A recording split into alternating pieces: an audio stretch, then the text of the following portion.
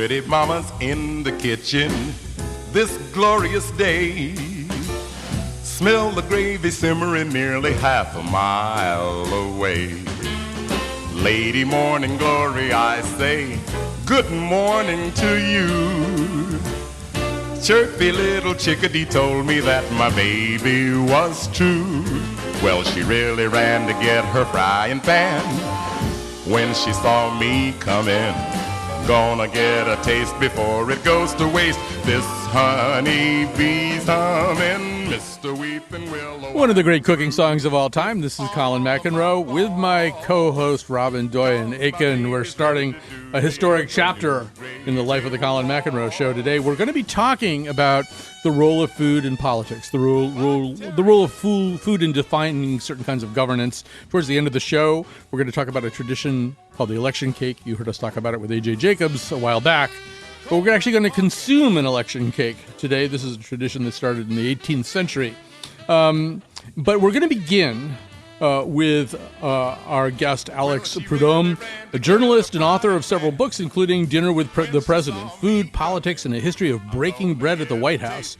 He also co-wrote My Life in France with his great aunt, Julia Child. Alex, welcome to our show. Hi there. Glad to be here.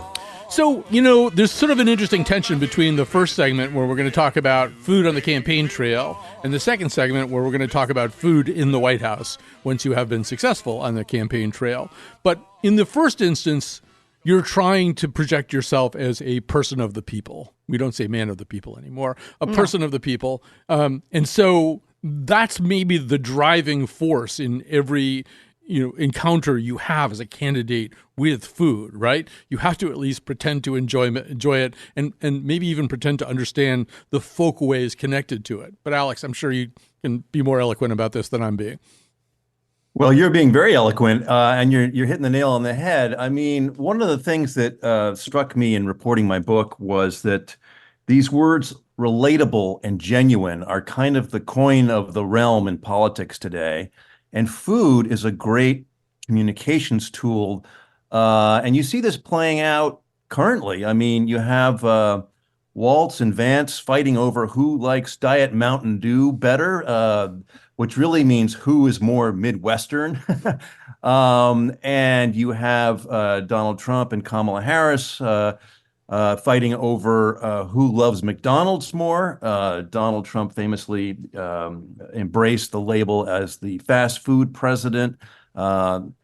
Kamala and her husband, Doug, actually both worked at McDonald's. And so these foods take on a life of their own, in a sense. They become symbols for larger cultural forces and sort of ideas, which is it's not new, but it's taken on a new urgency during this campaign. As a person who is a food lover, I kind of I bristle against this a little bit about food being a prop.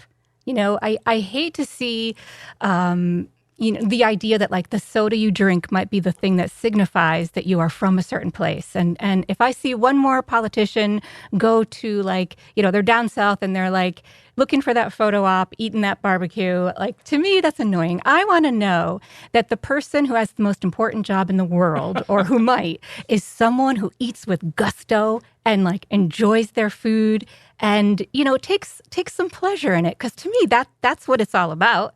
So I don't like food to be a prop. So talk to me about the ways that food is a prop versus the way that we can get to know a person deeper when they're really in it, where they're nose deep into a waffle cone and they look like they're enjoying it. That's quite a picture you just painted, Robin. And I will say you should probably never go to the Iowa State Fair because which takes place every August, but is sort of a political rite of passage. And, it is very interesting how food has been a prop since the earliest days. So it's nothing new. And, someone like Thomas Jefferson was considered our greatest presidential epicure.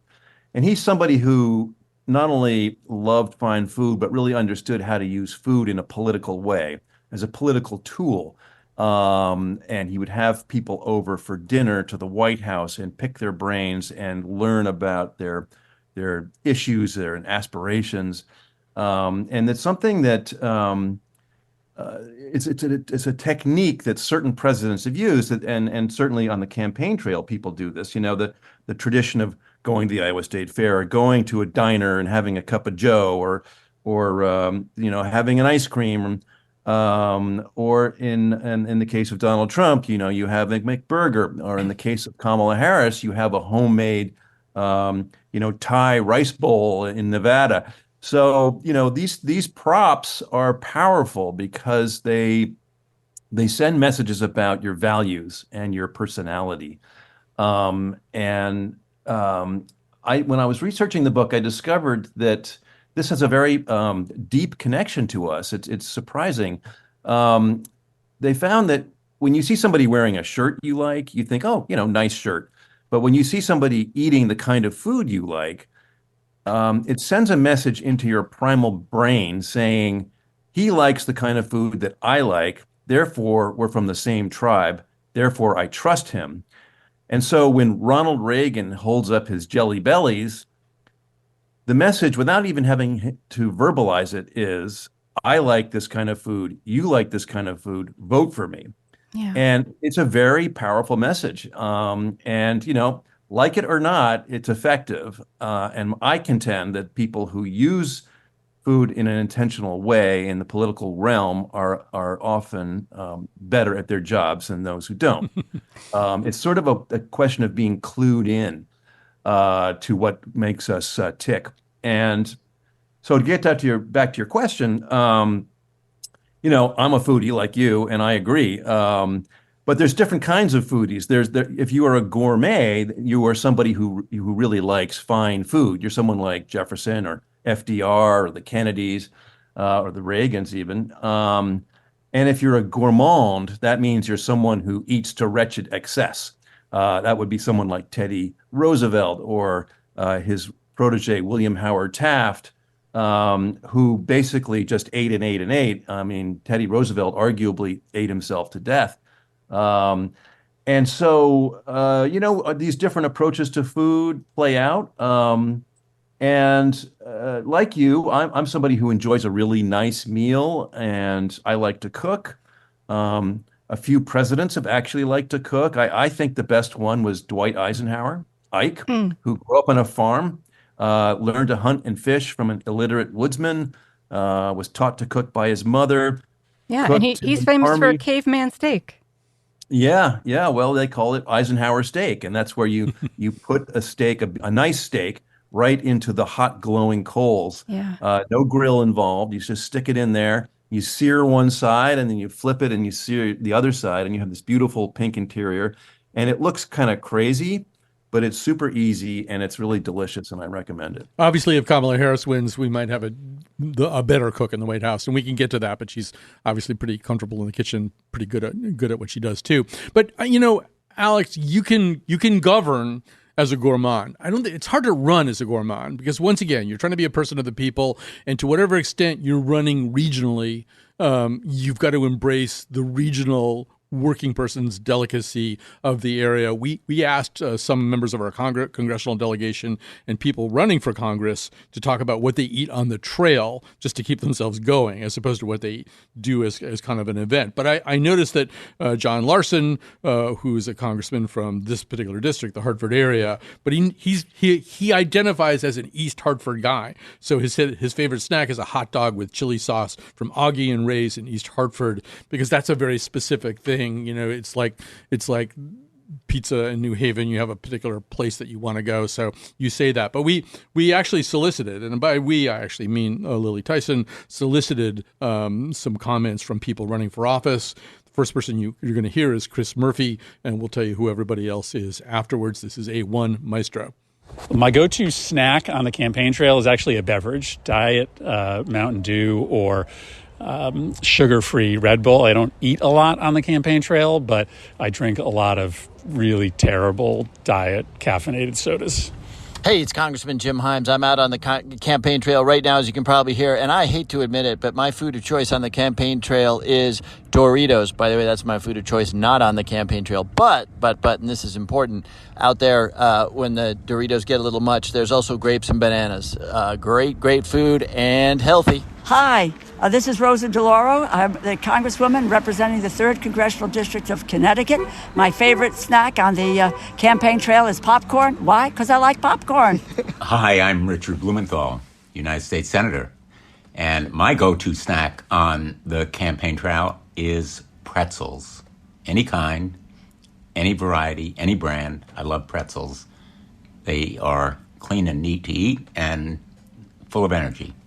Thank you. Johanna Hayes. I'm the Congresswoman for Connecticut's 5th Congressional District. And this is going to sound super weird, but my go-to campaign snack is tomatoes. I love tomatoes, and we have the best tomatoes in this district. And a lot of my farmers know that I love tomatoes, so as I'm driving, they'll have some prepared for me, or I pick some up, but we generally have them in the car. We get them right off the vine and just raw. My favorite snack on the campaign trail is an ice cream sundae, usually a hot fudge if I can get it. But I can also go with a little bit of a milkshake if I want to keep it neat. I'll do a chocolate shake. You know, especially after I have a meal, I like to have something sweet, have a little bit of a sweet tooth. And I feel like it gives me this little tiny bit of a jolt of energy when I have something sweet. That last voice you heard was that of George Logan. He's in a very tight contest right now with Johanna Hayes in the 5th District of Connecticut. I'm being told that Robin also helped get some of these. Yeah, I wish you could see the face that Robin makes when this Mountain Dew stuff comes up. But I don't know. Alex, anything you want to jump on there from what you heard? Well, it just cracks me up because you just see right there how important food is as an identifier. It's a kind of a shortcut to explain yourself to people. And it reminds me when Jimmy Carter was running back in the day, people didn't really know who he was. And he used food, specifically Southern food, Georgian food, fried chicken, grits, cornbread, candied apples, as a way of humanizing himself and being relatable and being kind of interesting and different. And he was also a very good cook, by the way. But Johanna wins on healthy foods. And her shout out to the farmers, of course. And that was quite a nice pirouette, wasn't it?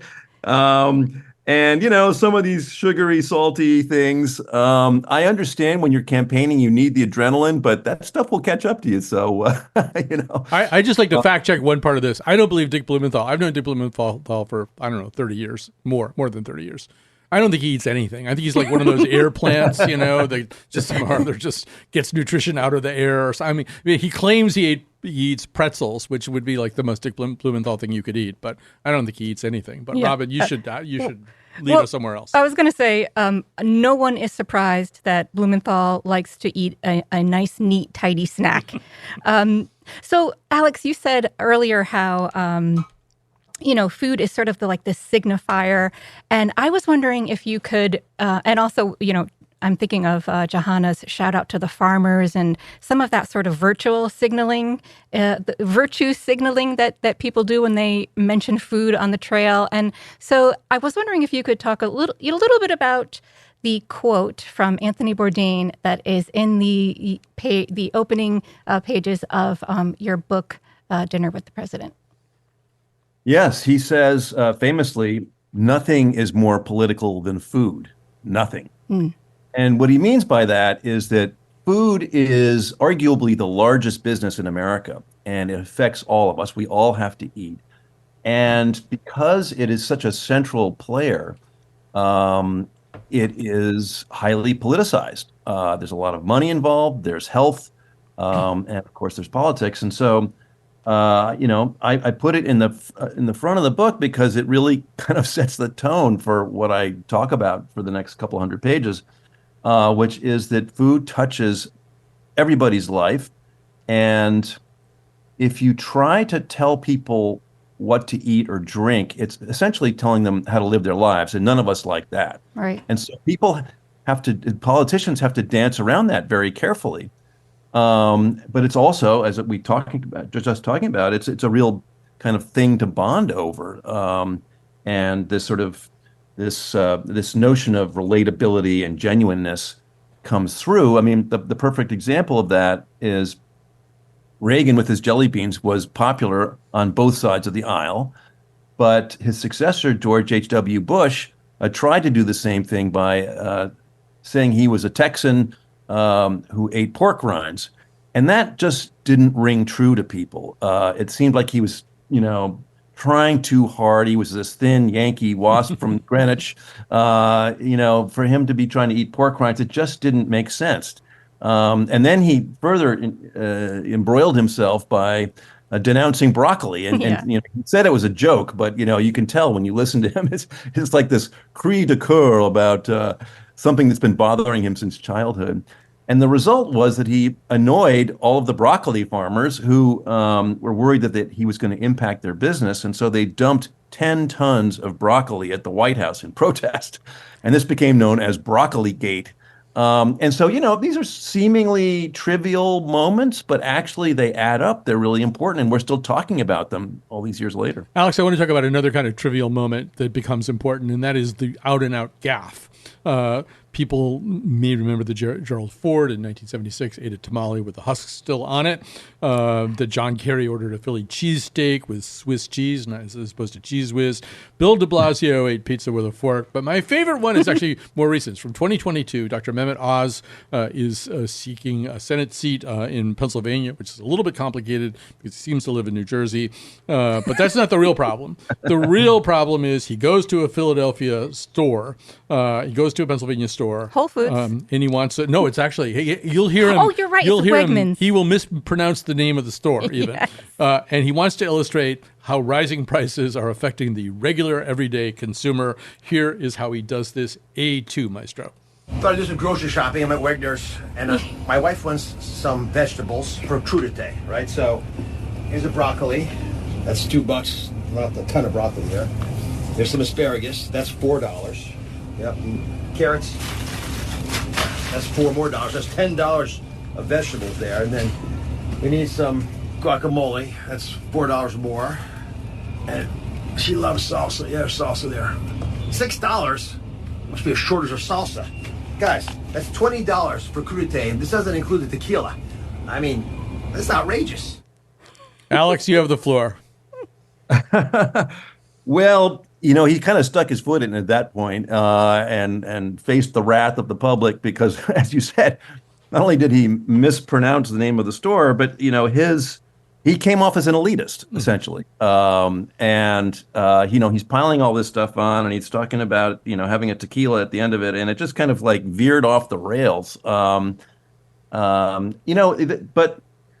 this question of affordability is a really big one for many people, and it's a very real issue. And Bourdain actually gave Alice Waters, the famous Chez Panisse chef, a hard time by saying, like, not everybody can afford all these organic vegetables that you want us to eat. And he called her a lot of terrible names, and then he felt badly about it. But it's such a hot button issue. It's what I was saying before, that if you try to tell people how to eat, it can backfire. But the other thing that people don't remember is that there are actually people in this country who are starving, just not, they're living in food insecurity is the phrase that people use. But really what it means is they don't have the proper food or nutrients. They're surviving kind of meal to meal. And this is where the school lunch debate comes into play. This is where SNAP issues arise. So this is it's a kind of a potent but dicey political terrain to walk on, because you're displaying your own prejudices, and so Mehmet Oz walked right into that in that little clip. Obama had a Whole Foods moment himself when he said he was on recorded having said, "Have you seen the price of arugula at Whole Foods?" And that got him in trouble too. Well, he was standing in a cornfield in Iowa, and it turned out that there were no Whole Foods in Iowa, and certainly none of those farmers ate arugula, and that of course became known as Arugula Gate. Yep. Lots of food gates. Well, what's interesting, if you parse that for a second, so he was, here's a guy who was raised in Hawaii and in Indonesia. His mother used food stamps. He was not raised as an elitist. In Indonesia, his stepfather fed him tiger meat and, all sorts of snake. And yet, he is somebody who really loves good food and used to go to nice restaurants with Michelle. And so it was, he was painted as the Grey Poupon president. Arugula Gate was one of those sort of silly moments, but it does carry weight for people. Again, it's the symbolism of food. We're going to go to a break here in just a second, but we do, I want to maybe double down a little bit on what I was saying earlier about Vice President Kamala Harris and her cooking. So we're going to play a little clip. This is from way back in 2019. She's a U.S. Senator at the time, and she's making masala dosa with Mindy Kaling. Here we go, A3, Maestro. That's a fine shop. Right? Okay, Senator Harris, I say this with respect. Okay. You're kind of a show-off. It's like, meanwhile, it's taken me 20 minutes to do this much of ginger. Okay, what can she do? I mean, Alex, it's going to be weird having somebody who can really... I mean, Eisenhower notwithstanding, we're probably in a different era here if her cleaver technique is enough to get somebody else pretty excited and intimidated. Well, that's true. And if you look at, food television today, it's running 24/7, 365. Which was very different from when my Aunt Julia Child came on the scene back in 1963. There was no food television, and she kind of helped to create that medium. And then, the advent of the Food Network, and now celebrity chefs they're not even chefs, they're business people. And the public really loves food shows of all different kinds. There's food competitions, there's the baking, there's, exotic foods, there's documentaries. And so if you are interested in food, it's all out there. And even people who don't like to cook are watching these things. Yes. Or reading them or blogging about them or whatever. And it's just like, it's a different world now than it was 30, 40 years ago. And so, that's a good thing in general. But you look at the Iowa State Fair, which traditionally, you'd have deep fried butter, cotton candy, all these kind of heavy duty foods. And that's the trope. But the reality is now you go to the Iowa State Fair and you're eating things like banh mi, or ceviche, or bubble tea, or poke bowls. And, this reflects the changing demographics of the population and the broadening of taste of the general populace. And it's just, I think it's fascinating to look at this nation through the lens of food, which is what I tried to do in my book. We got to grab a quick break here. We'll be back with more of Alex. We're going to go to the White House, not literally, after this.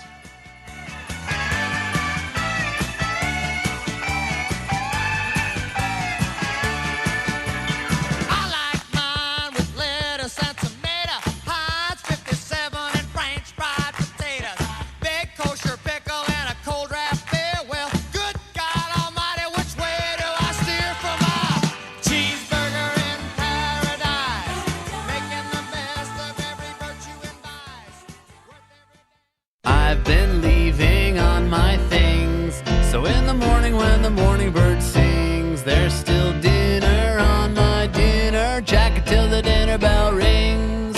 Expand. We're back. We're talking about food and politics with the perfect person to talk about this with. Alex Prudhomme is a journalist and author of several books, including Dinner with the President, Food, Politics, and a History of Breaking Bread at the White House.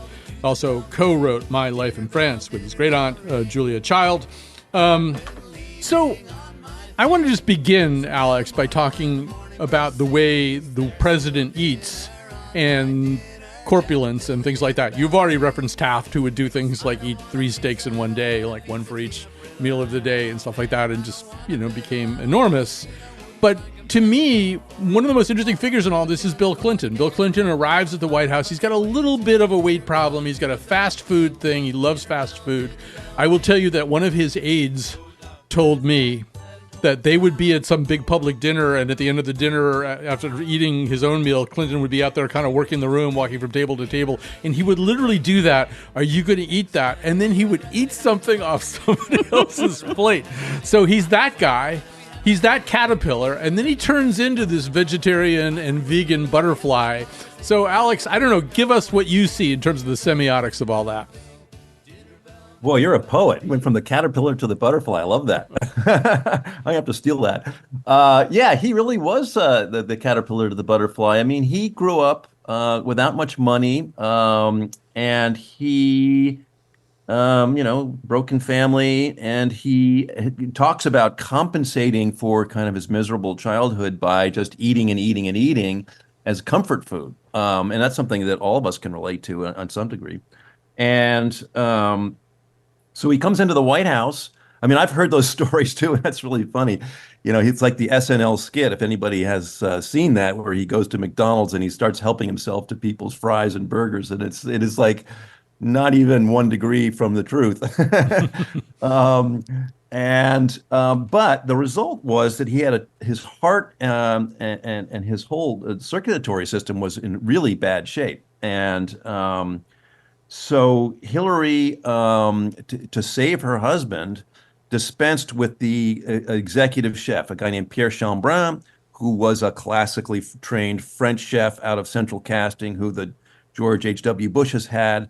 And replaced him with a guy named Walter Scheib, who they brought from the Greenbrier. And he was a fusion cook who used a lot of Asian and Central American techniques and ingredients.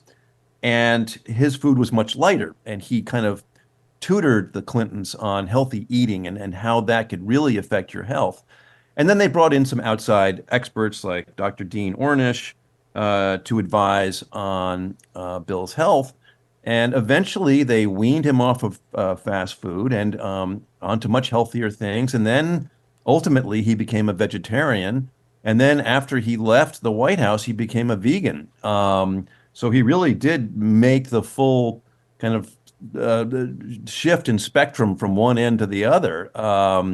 Now, I've heard recently he's kind of gone back to eating a little bit of light meat and fish, which is probably healthy for you. But you see pictures of him, and he is dramatically changed in his physique, and he looks much healthier. And the fact that he's alive to see his grandchildren was what really motivated him. And so, in a way, that's a model for everybody. But I'm sure it was difficult. Taft, on the other hand, he's somebody who not only ate steak 3 times a day, but when he wasn't doing that, he was eating roasted possum, which back in the day was considered sort of the height of fine dining. But possum is very fatty. And a doctor once was sitting next to him in a restaurant and said, Mr. President, you ought to cut back on that possum. It's not healthy for you. And Taft looked at him and said, well, I love that possum, and that possum loves me. And he ate and ate and swelled up to 354 pounds. He became our largest president ever. He needed a special giant bathtub built for him. And he went on a diet, or several diets. He had an English nutritionist who was trying to train him to eat more healthy. And he would lie to the nutritionist about what he was actually eating, which is not uncommon for people to do. And he would complain to his brother about how horrible he felt, and he was hungry all the time. And then he took up golf as a way of getting exercise without having to run around too much. But, at the same time, this guy, he was brilliant. He's the only man who was the Chief Justice of the Supreme Court and the President of the United States. And he ended up splitting with Teddy Roosevelt, who would tell him, you can't play golf in public. You can't eat too much in public. Sort of trying to school him, and Taft didn't take to that. Just in private, have a nice elephant heart and don't tell anybody. That's what TR would do. Yeah, that was Roosevelt. Robin, you get the floor. So I wonder, you mentioned earlier that great quote about how all food is political, and so I wondered if you would talk about the tension that came up when Reagan proposed cutting, the school lunch program, and Nancy Reagan announced that she had acquired a new set of china and the ways that ketchup became a vegetable, like all of that stuff people may not realize, but that comes from the government. So talk about that. Yeah, I love that anecdote, and because it's illustrative of my point, which is that when you're the president, every bite counts, for better and for worse. So in the context of jelly beans, now jelly beans, they were this cute candy. It made Reagan look relatable, but they also revealed the way he weaned himself off of tobacco, the way he deflected too much scrutiny with sort of folksy humor. He used to use jelly beans to judge people's character. He'd say that you can tell a lot about a fellow when he either grabs a handful of multicolored jelly beans or just picks out the colors that he likes. And he became a favorite of the sugar industry because the jelly beans became phenomenally popular. The flip side of that is when he defunded the school lunch program by nearly $1.5 billion, while labeling ketchup a vegetable, and ketchup is very sugary. It all happened on the same day, just by chance, that Nancy Reagan ordered a fine and very beautiful new set of White House china, which was quite expensive. And even though that was paid for by private donors, that kind of got lost in the uproar. All sorts of people pushed back against Reagan. And the message that they were sending unintentionally was that sugary substitutes like the candies or the ketchup and expensive new tableware were more important than children's health, because of the rollback in the school lunch program. And so they were completely blindsided by this, and they had to they looked completely out of touch with the electorate, and they had to walk it back. We're going to have to take a little break here. It's breaking my heart, too, because Alex could easily do 40 minutes on gastrodiplomacy. I'll just say, read the book and find out about how Thomas Jefferson had a secret dinner party to patch up the rift between Hamilton and Madison. Read the book to see about how the Kennedys used gastrodiplomacy, even to diffuse or make progress on a very sticky situation involving Pakistan. All of this is stuff that you are going to have to read Alex Prudhomme's book. Once again, it's called Dinner with the President, Food, Politics, and a History of Breaking Bread at the White House. Alex, we could talk to you for another hour, but we're not allowed to. So thanks for joining us today. Well, thanks so much, you guys. This was really fun. Let's do it again sometime. Yeah. We definitely will. All right. We'll take a little break. Alex is not going to get any election cake, but we're going to eat some. Sorry, Alex. Cool cherry cream, nice apple tart. I feel your taste all the time we're apart. Coconut fudge really blows down the blues. But you have to have them all pulled out after the Savoy Trouble. And it's time to say some thank yous. The maestro, Dylan Reyes, is our technical producer. We're doing all kinds of unusual and interesting things today, and he's helping us roll with those punches. Meanwhile, also our senior producer, Lily Tyson, is the producer of this episode, and it's just got Lily Tyson all over it, and in a very good way. So we're going to talk a little bit about an idea called election cake before Robin kicks things off with our guest. I should say we first heard about election cake from our friend A.J. Jacobs when we were interviewing him last May about his year of living constitutionally, trying to do everything as if he were one of the framers of the Constitution. He's the one who acquainted us with this idea. Here's A.J. explaining it. C1, please. I started this movement on Facebook, which I know is not 18th century-ish. That's more, I don't know what that would be. Prodigy would be more appropriate. But I decided to get people from all 50 states to bake election cakes. They didn't have to have cloves. And it was probably my favorite part of the whole experience, because there's so much negativity and there's so much cynicism that people, I was moved, and people wrote me how moved they were to have this one little bit of positivity, just baking a cake, bringing it to the polls. Our catchphrase was, democracy is sweet, maybe too cute, but that was what we said. And people were so excited to have this one little thing. And there is studies by Yale scientists, actually, another Connecticut link, that say if you make an election more festive, make the polls more festive, people will turn out more. It'll get out the vote. So it is a small thing in one way, but it's also part of a bigger idea to remind ourselves the joy of democracy. We have a long way to go. There are real things we can do, like getting rid of gerrymandering, but let's at least let's have cake and try to get people reminded of this amazing right we have. I could not agree more. And we have with us Linda Civitello, who is a food historian and the author of several award-winning books, including The Baking Powder Wars and Cuisine and Culture. You are also an expert in election cake. So long before there was pizza in New Haven, there was cake in Hartford. So tell us the story of election cake. That's true. Cake in Hartford. 1796 is the first recipe we have. And that's the same year the old State House was built. And it's enormous. It calls for 30 quarts of flour. You can tell this is a communal cake. And even though election cakes are made in all 50 states now, I want to position them squarely in Connecticut. Mm-hmm. This is Connecticut exceptionalism. Okay, in Massachusetts a little bit too. But it's okay. They're New England. Yes, it's New England. And it's because in 1660, Connecticut and Rhode Island got something that the other colonies didn't have, which was they got to vote for their governors.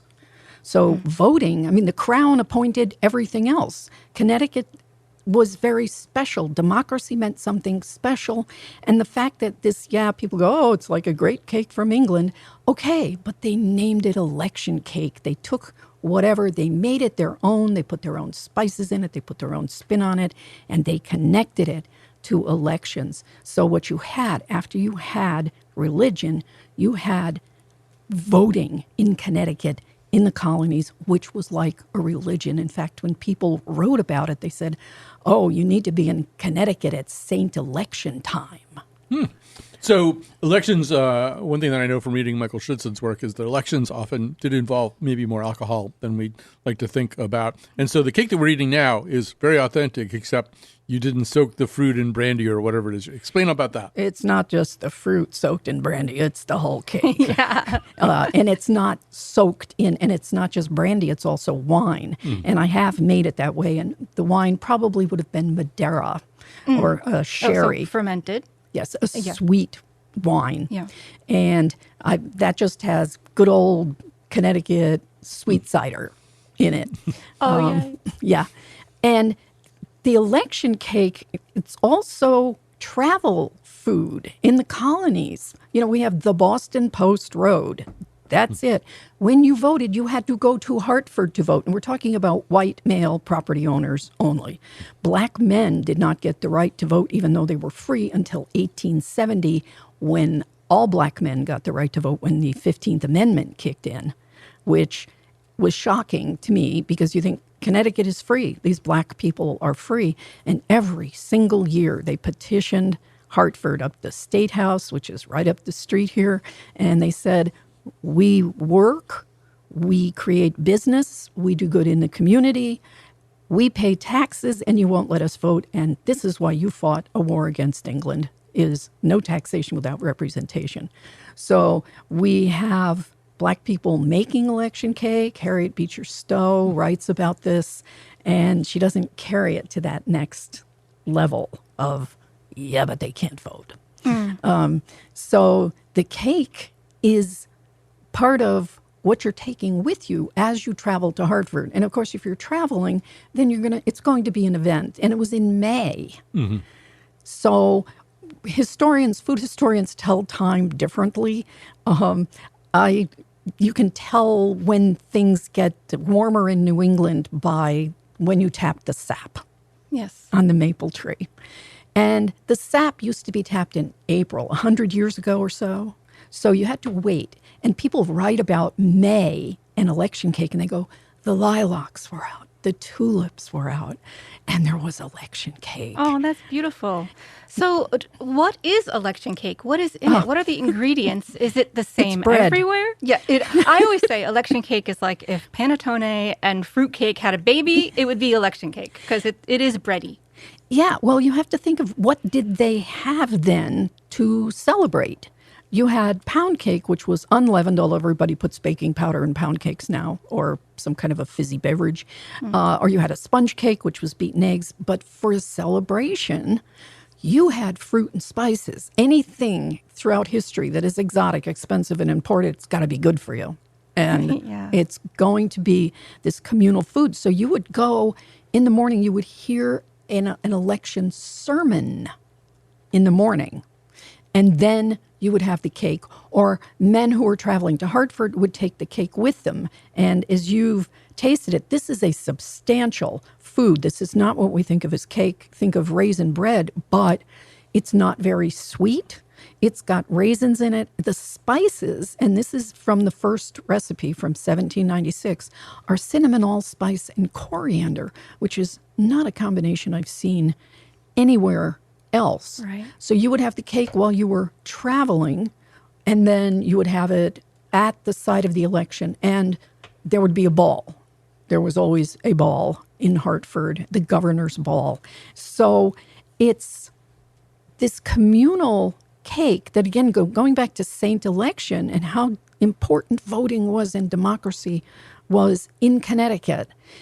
This is a kind of a pseudo-religious, secular but sacramental thing where instead of breaking this bread for the sacrament, you are breaking the election cake. It's a communal cake, like the New England town meeting, that idea of community. It's very different from a cupcake, which is a narcissistic thing. I think one of the big advances, of course, was the election of Governor Thomas Carvel, who said, we can have ice cream cake and it'll be fine. We can have, Carvel invented BOGO. He invented buy one, get one. That was a huge thing in the 1930s. Don't make me start talking about Fudgy the Whale. So he was one of the first ones to use it. Anyway. So you got up and made this cake today. We should say another thing about this, which is that people would come to Hartford also to count the votes, and it took quite a while to count the votes. They had to vote here. They had to come here to vote. And then the votes had to be counted. This took days, and people lodged with other people in Hartford. And so I assume that this cake was also part of that. What are you going to have for breakfast? But I don't know. Not breakfast. Not breakfast, Not just breakfast. This is a celebration cake kind of at any time. They only made it twice a year. They made it in May for elections, and then they made it at Thanksgiving also. Yeah. Oh. So it's, when you look at it and people go, oh, it's like raisin bread. Oh, it's like big whoop. Okay. I got news for you. Before the 1910s or so, when California invented, when Fresno came up with seedless raisins, the first thing these recipes say, and they call for things like 5 pounds of raisins, the day before, make sure you seed the raisins and chop them. So you would sit there with a needle picking seeds out of raisins. I'm not doing that, Linda. Oh, okay. Plus, this is a yeast-risen bread, Yes. and women had to make their own yeast. This was a huge thing. So you see, it calls for quarts of yeast. This was a big sloppy slurry until 1876 at the centennial, when the Fleischmann brothers show up with those little yeast cakes with compressed yeast. And then finally, why the election cake falls out of favor is several reasons. One, the temperance movement. We see election cakes around 1900. They're just not as much fun. No brandy, no fortified wine in there, nothing. No. And then elections, as the country becomes the country, the elections move to November. And they're not that spring festival where you go to a market. It's like a fair. Let's go to the fair and have election cake. And then the other reason they fall out of favor is baking powder, because if you can put a cake together in 20 minutes instead of hours. And the other thing is, this cake, I made it with heirloom whole wheat flour. Cake flour has about an 8% protein level, which is because all the bran, the wheat germ, all the nutrition's just been stripped out of it, and it's left with this super refined carbs. This bread flour it's an heirloom flour, has about 17% protein level. So this was food. You can't eat much of this right? I feel ready to fight the British. I feel stronger. but Robin, I'm sure you got some. You're the cook here. So. Well, it does smell beautiful, and I'm surprised that it was a spring thing because I feel like there's a lot of warm spices in here, and that makes me think warm, cozy, situation. Fall. Yeah.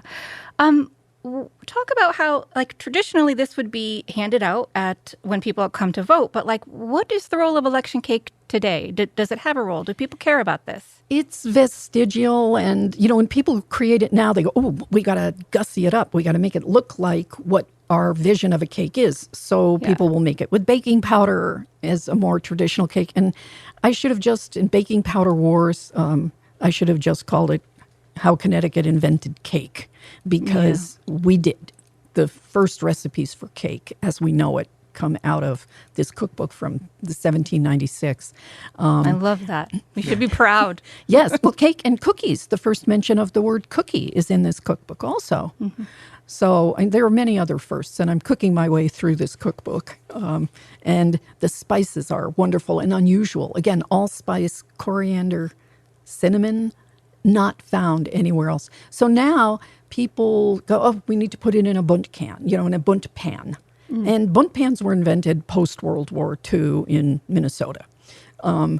But it's like, that looks like a nice cake. Or we put a glaze on it. And we know some people did put glazes because we have Thoreau out there in the woods contemplating the greater meanings of life. And he's seeing election cake everywhere. He's going, "Oh, I saw a mushroom today. And the top is domed and yellow. And it looks like an election cake." What would the glazes be? Because I've seen some, modern versions where it's a coffee glaze on top or sometimes a maple glaze. Is it just What they had then was egg white and sugar. Okay. That was it. Yeah. Or sometimes molasses, or the old egg wash, egg yolk. You could make it golden. Yes. So that tells us Thoreau liked election cake. Again, this was the comfort food par excellence. And it's in all of the memoirs. We're going to have to sort of wrap this up pretty soon here, but I do want to mention, first of all, that one thing that some people do is hand out cake on Election Day. If you're going to do that, observe the 75-foot limit. Otherwise, you're likely. Although you could just give out cake, even very close to the polls, as long as you didn't say anything else. And I also want to mention that this Saturday at the Connecticut's Old State House in downtown Hartford, there is an election cake bake-off. Linda, our guest here, will be one of the judges, along with Secretary of State Stephanie Thomas and Robin Doyen-Aiken. I just volunteered. You're not actually. Thank you. Okay. Thank you. But that's pretty exciting. In 30 seconds, what will you be judging for? Well, these will be modern cakes. Yeah. So cakes have changed completely. Duff Goldman and, Cake Boss and Ace of Cakes have changed that game. So I know we're going to be getting some elaborate constructions. I saw what they got last year. You want a nice moist cake. Mm-hmm. You want a nice crumb. And butter and oil give you different kinds of crumbs there. Mm-hmm. So, what it looks like, what the texture is, the taste. Not for amateurs. How well it represents democracy. What is the statement it's making about democracy? And that's what it's all about. All right, we have to stop there. But first of all, thanks to everybody who helped out with today's show. But special thanks to Linda Civitello, a food historian and author of award-winning books, including Baking Powder Wars and Cuisine and Culture. Thanks to my co-host, Robin Doyen-Aiken. A Star is Born, or possibly reborn. If you want more of this, more Robin Doyen-Aiken on the Colin McEnroe Show, email us at some email account that I don't know the name of. But please do let us know about that. Thanks, Robin. Thanks to everybody else. And we'll be back tomorrow.